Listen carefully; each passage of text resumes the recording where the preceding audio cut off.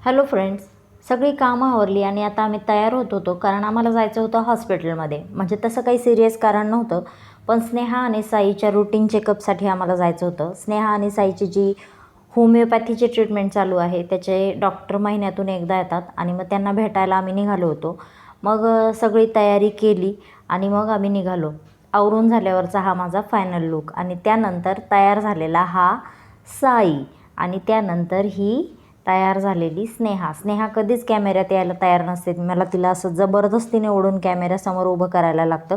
मग मी तिला म्हणत होते बाय करा, तर बघा कसा जबरदस्तीने बाय केला. मग फायनली आम्ही जायला निघालो. पण काय झालं माहिती आहे का, आम्ही सगळी तयारी करून खाली गेलो.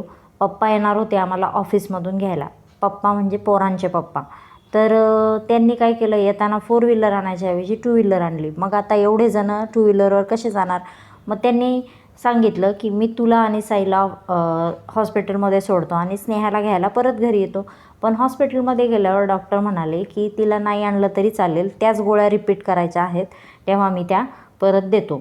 म्हणून मग स्नेहाची फक्त औषधं घेतली, साईचं रूटीन चेकअप झालं आणि त्यानंतर आम्ही घरी जायला निघालो. आणि मग घरी जाता जाता रस्त्यावर तर बघा किती कडक ऊन आहे की बाहेर कोणीसुद्धा दिसत नव्हतं. पण आता काय करणार, आम्हाला डॉक्टरांना भेटायचं होतं ना, मग जाणं गरजेचं होतं. म्हणून आम्ही हॉस्पिटलमध्ये जाऊन आता घरी आलो. आजच्यासाठी एवढंच. Tata bye bye.